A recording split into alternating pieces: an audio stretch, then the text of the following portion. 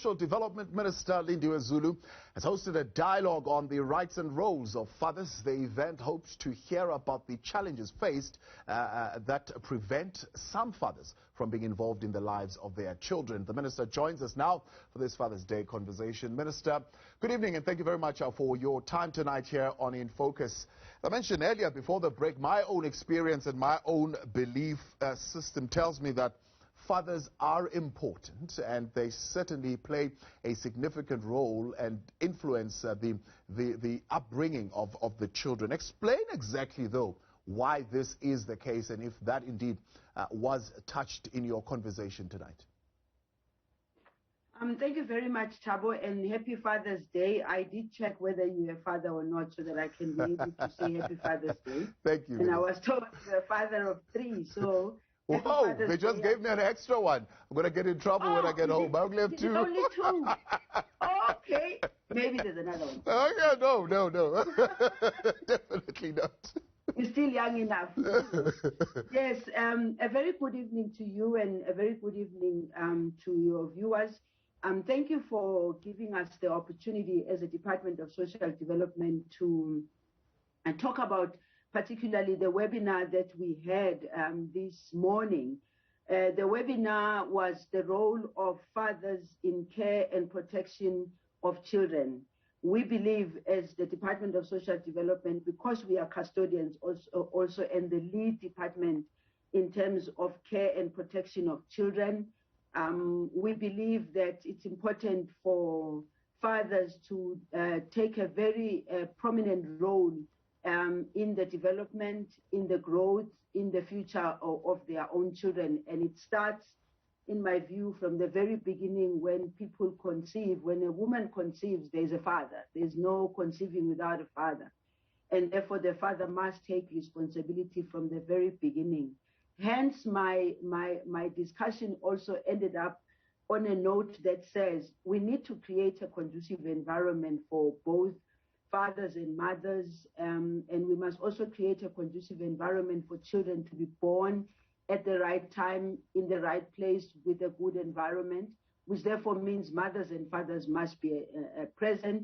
But the challenge we face in South Africa, as Stats SA actually revealed when I was Googling this and going through the Stats SA, it says that among the various population groups in the country, black children aged between 0 and 7 are the least likely to stay with their biological father at home compared to their peers of other races. I'm not just picking on that one alone. I know that even with the other it's the same.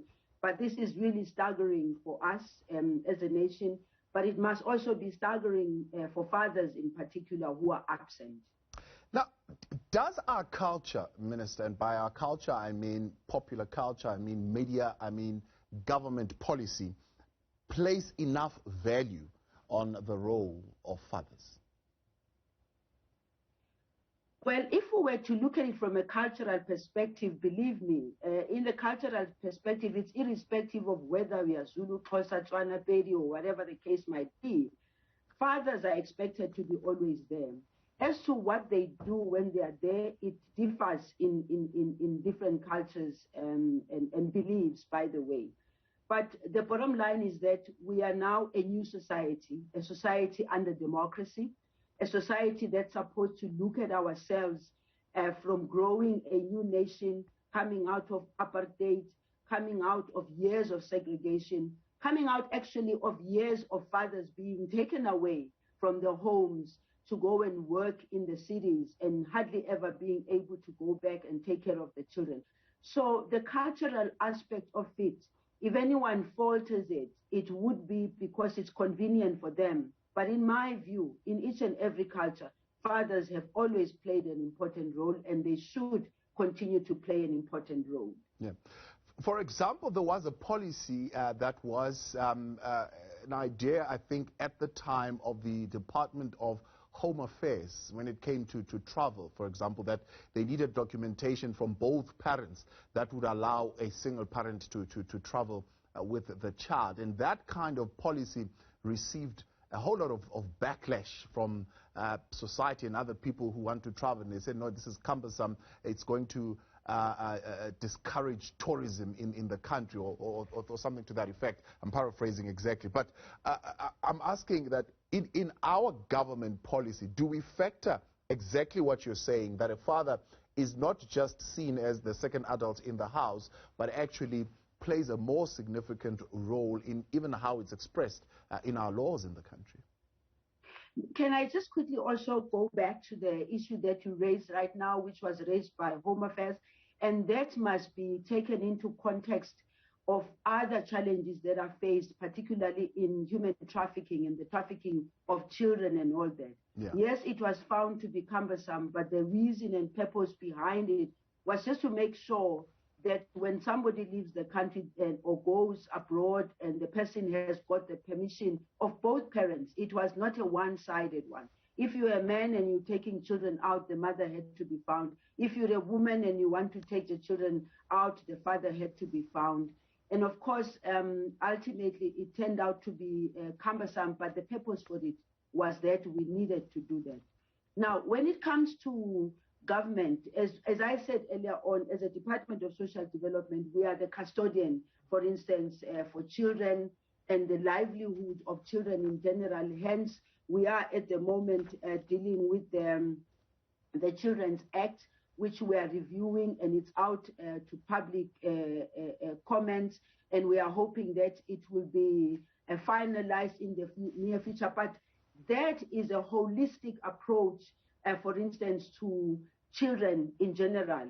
Who are children? How do you categorize them? What are their rights? What are the responsibilities of fathers and mothers and caregivers and all that? But what is also the responsibility of society overall?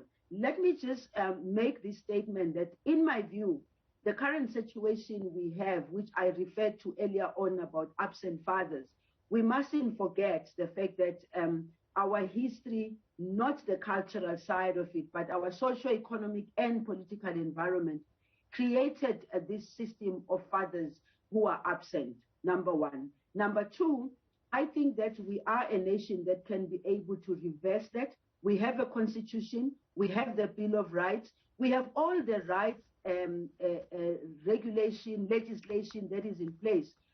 The fact is, legislation on its own, without the implementation thereof, is not going to fix the problem. And one of the things I raised in the webinar this morning had to do with behavioral change. And I said that if we look at our history and where we came from and where we're going now, we need to look at the behavioral change. Why do I say that? I'm saying that because among the panelists today, we had a young man who said he had his first child. He impregnated a woman at the age of 17, and he was 17 and the woman was 15. That cannot be acceptable, because whether you like it or not, the 17-year-old and the 15-year-old are really not ready to have a child. So when I say it's behavioral change, I think that we need to be able to communicate at schools, communicate at primary, high school and all, make our young people in particular realize that the best to have a child is when we are ready for the child. Yeah. However, we need to also create a conducive environment for people to have children, which means there's a lot of work that we need to do. Here's an example. At SASSA, for instance, we are paying so much money in the form of child support grant. And if you look at most of the children there, they come from mothers who are teenagers. The fathers are not there, and those children are left with the grandparents to take care of. So the money that goes to the grandparents, for instance, as a social grant, ends up being extended in supporting those children. Now, Minister, the other area that is of concern, and I'm sure it could have come up in your dialogue, are men who are denied access to their children without merit. What is being done that men are given a chance at parenting without the exhaustive red tape? I mean, some men have actually gone on to form groups, organization or support groups. They even march at some point to say we need equal rights to access. What is being done? I know there is a bill that is being talked about. Yes, I wish to first and foremost thank those fathers, because if you've got fathers who are coming together and saying we are being deprived of our children, We are being told that if we don't pay the public health, then we are not going to be able to see the children. We are being told by even social workers who seem to be, according to the fathers, always on the side of the mother, and in many instances, understandably so. But as a Department of Social Development, one of the reasons that we are putting this for discussion and bringing, for instance, to the webinar this morning, were the fathers who are confronting this challenge of mothers not agreeing to accessing the children, using the children as pawns, for instance, between the parents. Children must not be used by parents because the parents are having a fight. Your fight has got nothing to do with the children. So that we are saying, let's engage as a Department of Social Development. That's why we also had a justice on the panel to also explain during the panel, because they were explaining the due processes that need to take place and the fact that they are also in support of fathers who want to see their children. But again, it's going to be a long haul for us, because people, as in people and their behavior, you have to find a way of changing that behavioral change and making sure that women also, on the other hand, understand the important role that fathers have to play in the lives of their children, despite the challenges that they are facing. The legislation, the regulation, we're working into how do we make it simple and easy. I remember very well during the beginning of COVID-19 at level 5, we had to deal with the movement of children because children were either with the mother or with the father, and because of the restrictions, some of the parent who had the children now did not want the children to move to the next parent, using the whole thing of movement of children because of COVID-19. I personally was very pained at that, and I can tell you I dealt with each and every case personally. In some instances, I had to call just to make sure that the interest of the children I had heard. Because when all is said and done, it's not about us as adults. It's about the children that we are growing into adults. If we had our own challenges and our problems, we mustn't burden the future generation with those challenges of ours. Government, overall government, and I'm not talking about the Department of Social Development alone, I'm talking about government in general.